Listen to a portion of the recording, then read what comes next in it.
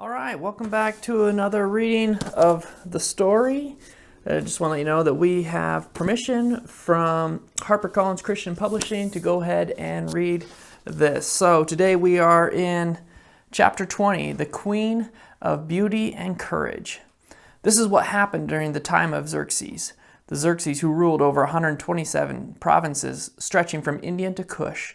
At that time, King Xerxes reigned from his royal throne in the citadel of Susa. And in the 3rd year of his reign, he gave a banquet for all his nobles and officials. The military leaders of Persia and Media, the princes and the nobles of the provinces, were present. For a full 180 days he displayed the vast wealth of his kingdom and the splendor and glory of his majesty. When these days were over, the king gave a banquet lasting 7 days in the enclosed garden of the king's palace for all the people, from the least to the greatest, who were in the citadel of Susa. The garden had hangings of white and blue linen, fastened with cords of white linen and purple material to silver rings on marble pillars. There were couches of gold and silver on a mosaic pavement of polyphar, marble, mother of pearl, and other costly stones. Wine was served in goblets of gold, each one different from the other, and the royal wine was abundant, in keeping with the king's liberality.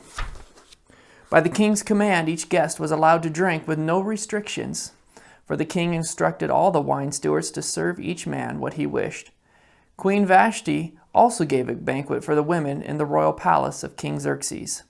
On the 7th day, when King Xerxes was in high spirits from wine, he commanded the 7 eunuchs who served him, Mehuman, Biztha, Harbona, Bigtha, Abagtha, Zethar, and Carcas, to bring before him Queen Vashti, wearing her royal crown, in order to display her beauty to the people and nobles, for she was lovely to look at.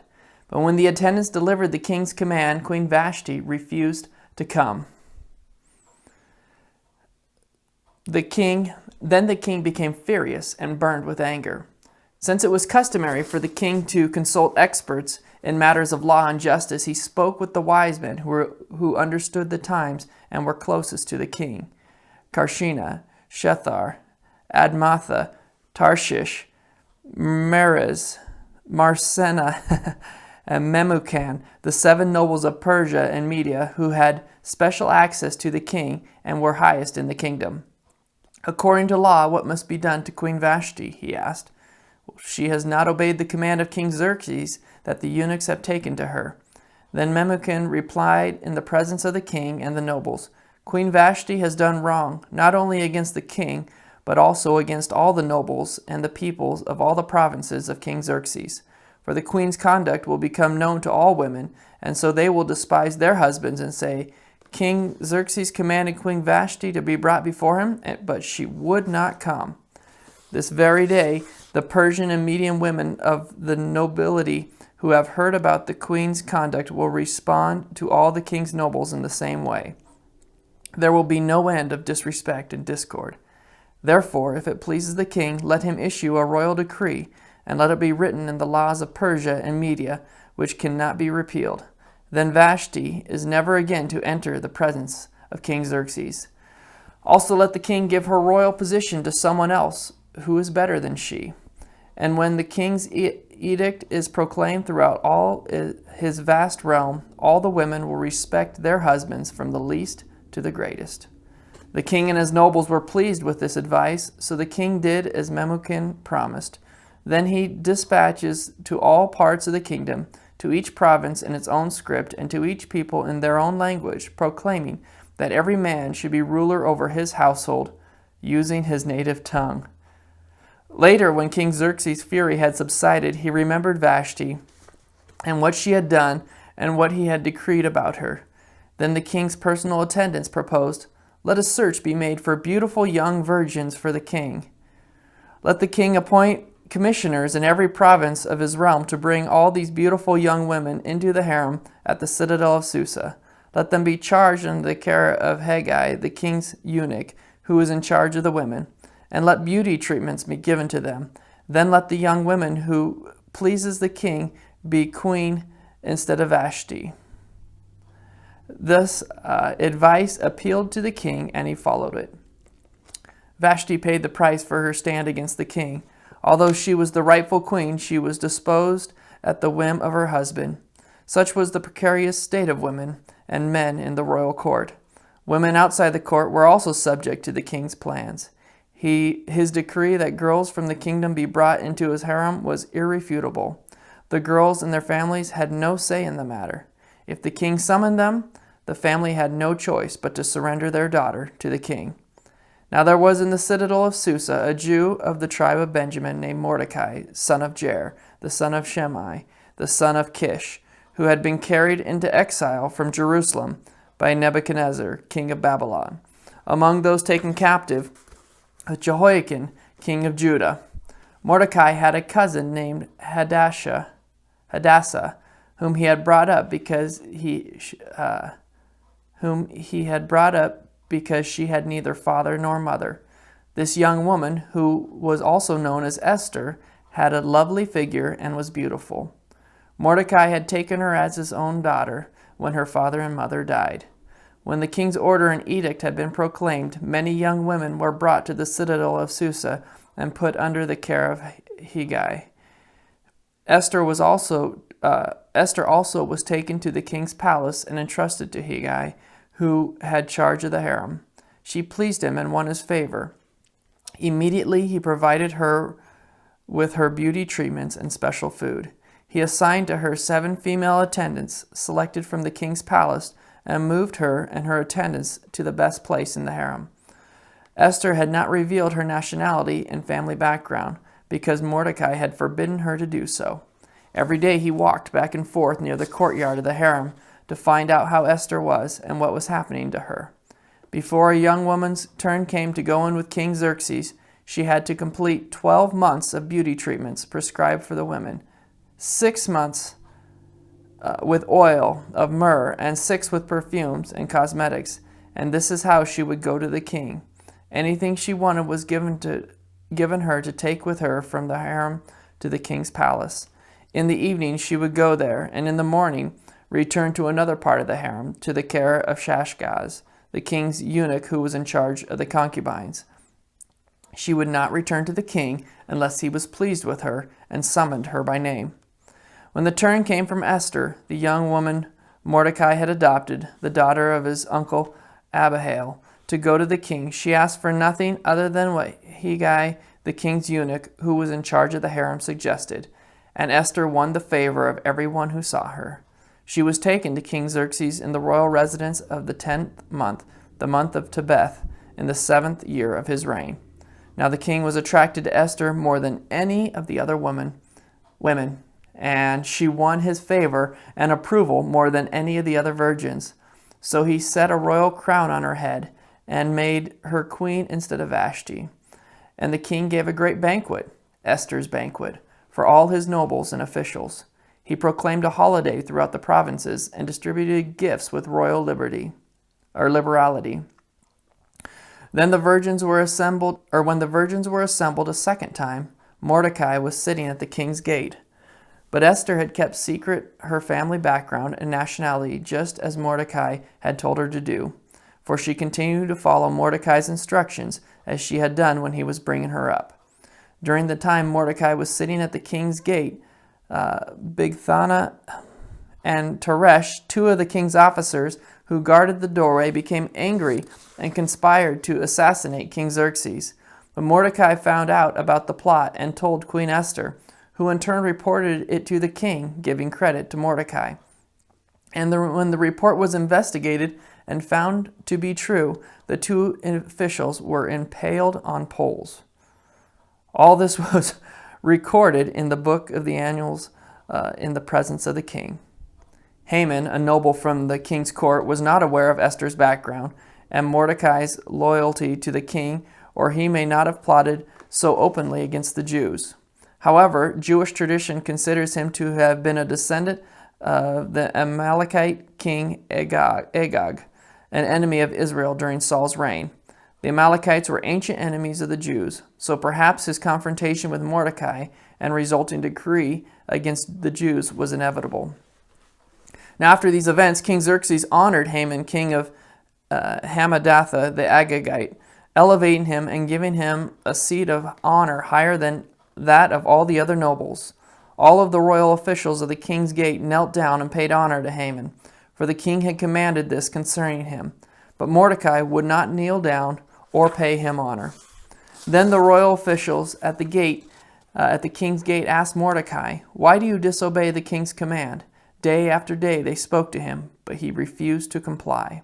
Therefore they told Haman about it, to see whether Mordecai's behavior would be tolerated, for he had told them that he was a Jew. When Haman saw that Mordecai would not kneel down or pay him honor, he was enraged. Yet having learned who Mordecai's people were, he scorned the idea of killing only Mordecai. Instead, Haman looked for a way to destroy all Mordecai's people, the Jews, throughout the whole kingdom of Xerxes. In the 12th year of King Xerxes, in the first month, the month of Nisan, the pur, that is, the lot, was cast in the presence of Haman to select a day and month, and the lot fell on the 12th month, the day of Adar. Then Haman said to King Xerxes, "There is a certain people dispersed among the peoples in all the provinces of your kingdom who keep themselves separate. Their customs are different from those of all other people, and they do not obey the king's law. It is not in the king's best interest to tolerate them. If it pleases the king, let a decree be issued to destroy them, and I will give 10,000 talents of silver to the king's administrators for the royal treasury." So the king took his signet ring from his finger and gave it to Haman, the son of Hammedatha, the Agagite, the enemy of the Jews. "Keep the money," the king said to Haman, "and do with the people as you please." Then on the 13th day of the first month, the royal secretaries were summoned. They wrote out in the script of each province and in the language of each people all Haman's orders to the king's satraps, the governors of the various provinces, and the nobles of the various people. These were written in the name of King Xerxes himself and sealed with his own ring. Dispatches were sent by couriers to all the king's provinces with the order to destroy, kill, annihilate all the Jews, young and old, women and children, on a single day, the 13th day of the 12th month, the month of Adar, to plunder their goods. A copy of the text of the edict was to be issued as law in every province and made known to the people of every nationality, so they would be ready for that day. The couriers went out, spurred on by the king's command, and the edict was issued in the citadel of Susa. The king and Haman sat down to drink, but the city of Susa was bewildered.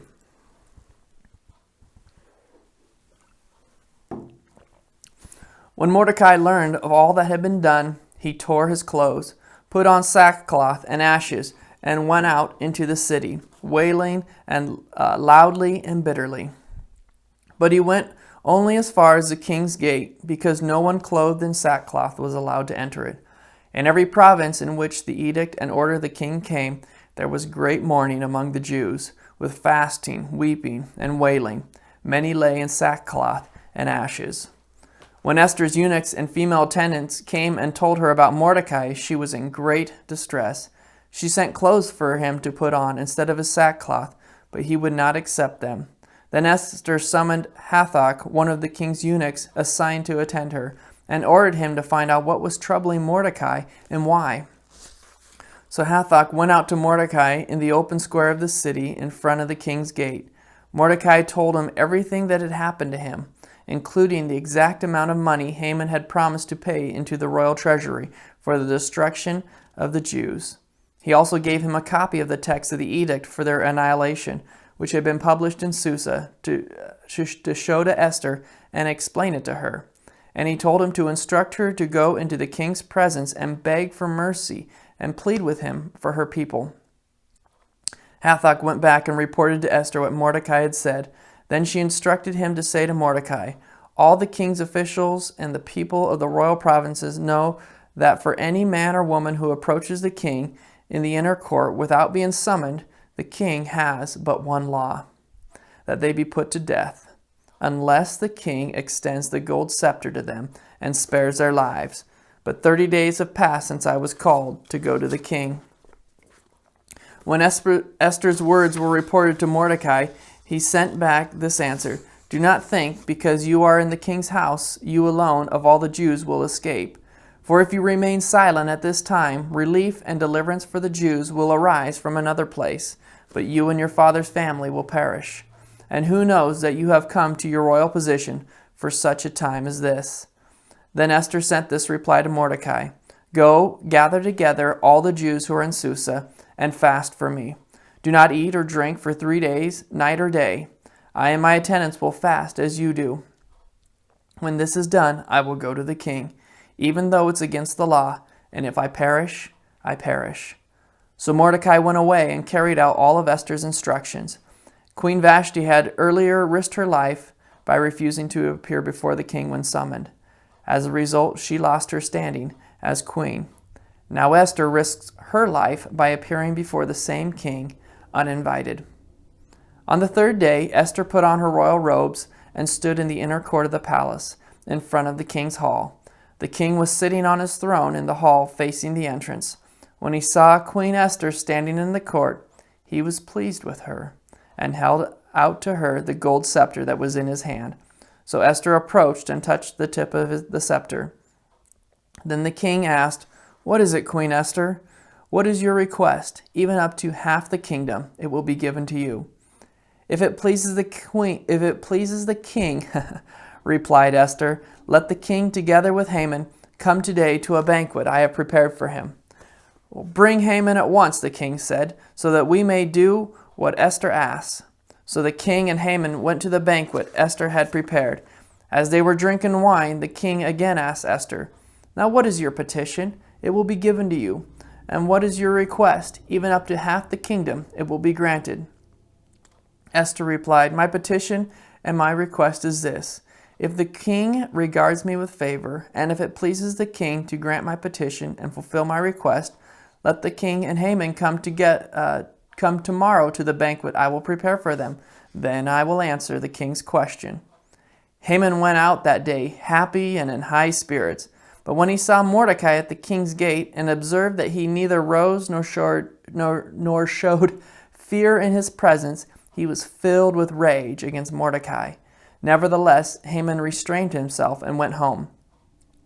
Calling together his friends and Zeresh his wife, Haman boasted to them about his vast wealth, his many sons, and all the ways the king had honored him, and how he had elevated him above all other nobles and officials.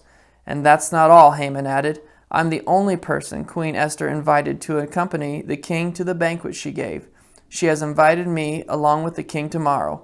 But all this gives me no satisfaction as long as I see that Jew Mordecai sitting at the king's gate." His wife Zeresh and all his friends said to him, "Have a pole set up, reaching to a height of 50 cubits, and ask the king in the morning to have Mordecai impaled on it. Then go with the king to the banquet and enjoy yourself." This suggestion delighted Haman, and he had the pole set up.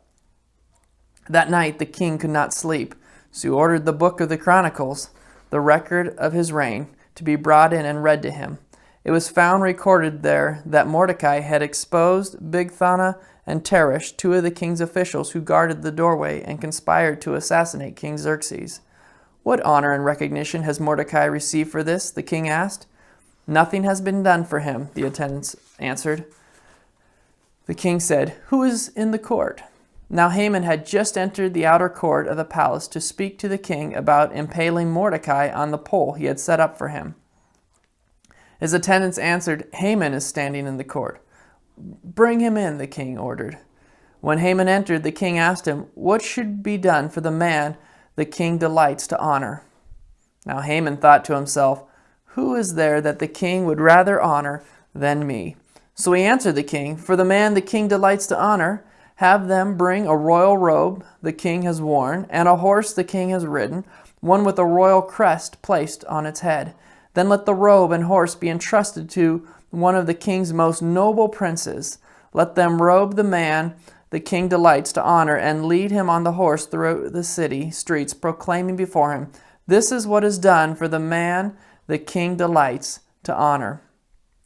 "Go at once," the king commanded Haman. "Get the robe and the horse, and do just as you have suggested for Mordecai the Jew, who sits at the king's gate. Do not neglect anything you have recommended."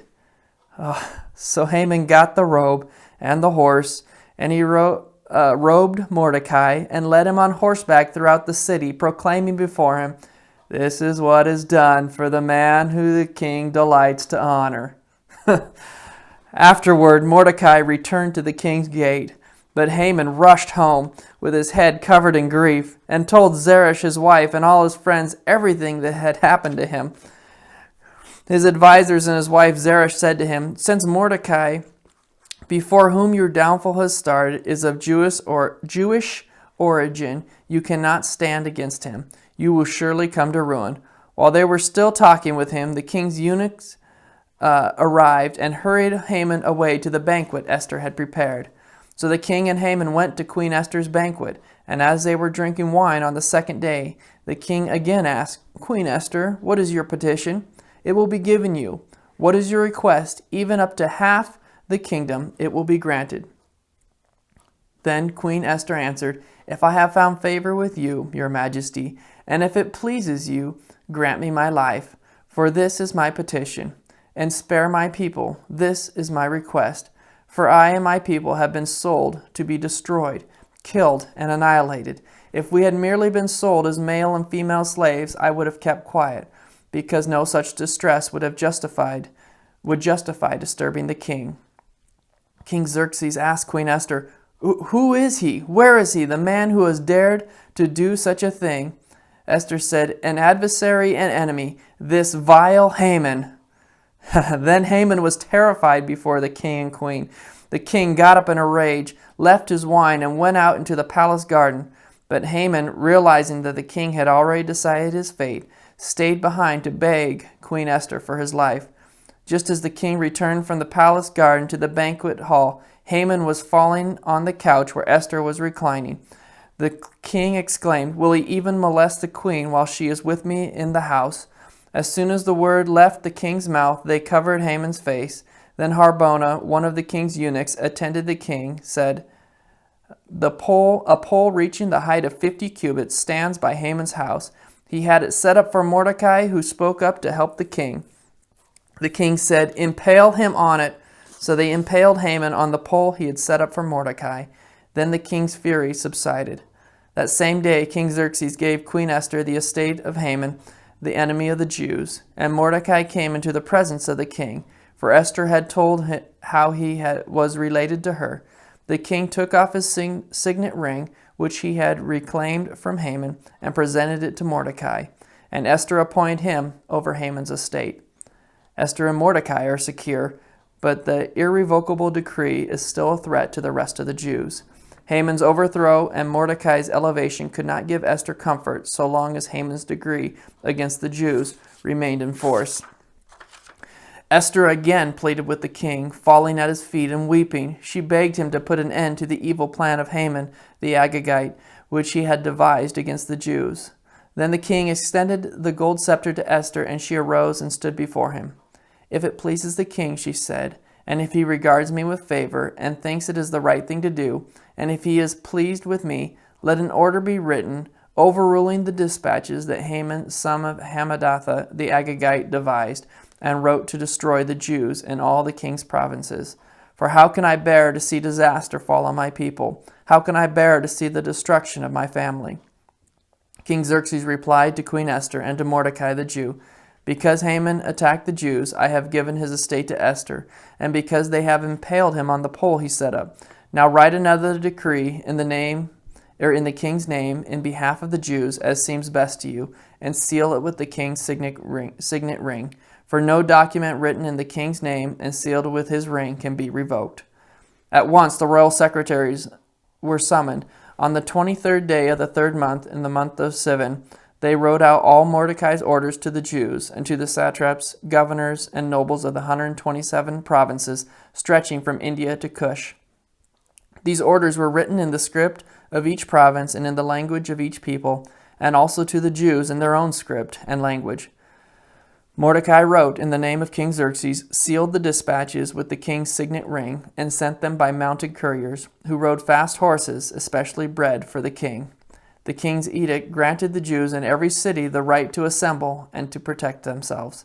to destroy, kill, and annihilate the armed men of any nationality or province who might attack them, and their women and children, and to plunder the property of their enemies. The day appointed for the Jews to do this in all the provinces of King Xerxes was the 13th day of the 12th month, the month of Adar. A copy of the text of the edict was to be issued as law in every province and made known to the people of every nationality, so that the Jews would be ready on that day to avenge themselves on their enemies. The couriers riding the royal horses went out, spurred on by the king's command, and the edict was issued in the citadel of Susa. When Mordecai left the king's presence, he was wearing royal garments of blue and white, a large crown of gold, and a purple robe of fine linen. And the city of Susa held a joyous celebration. For the Jews, it was a time of happiness and joy, gladness and honor.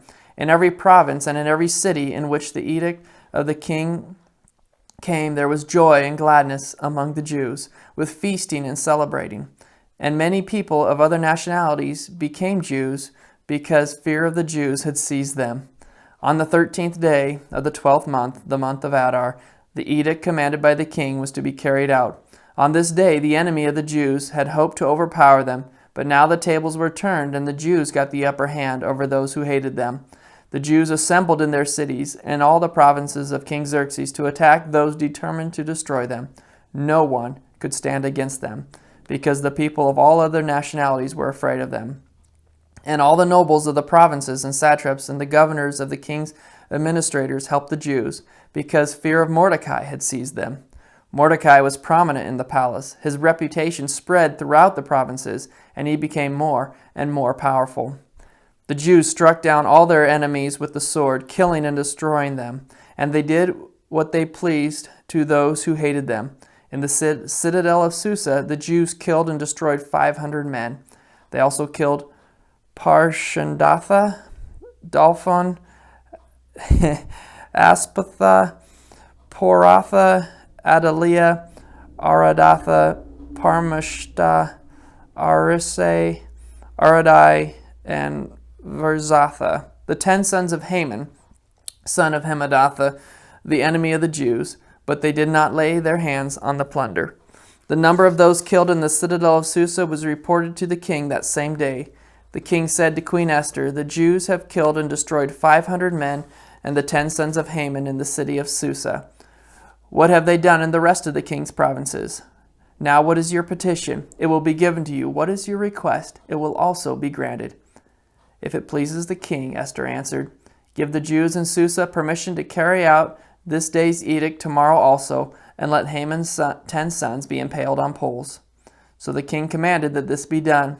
An edict was issued in Susa, and they impaled the 10 sons of Haman.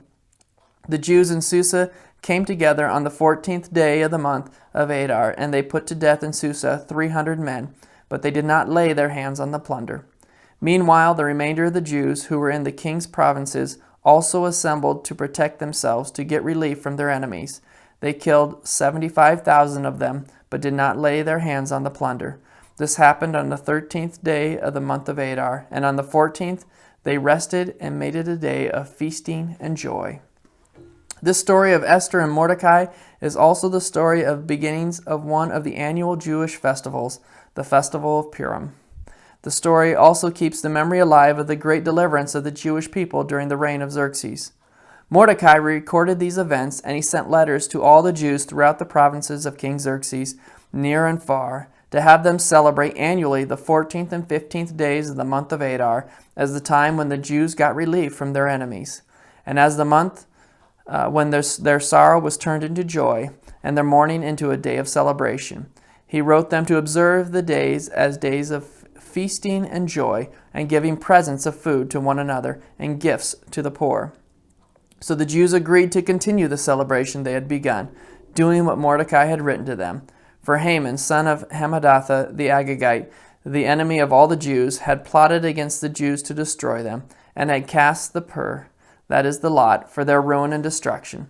But when the plot came to the king's attention, he issued written orders that the evil scheme Haman had devised against the Jews should come back onto his own head, and that he and his sons should be impaled on poles.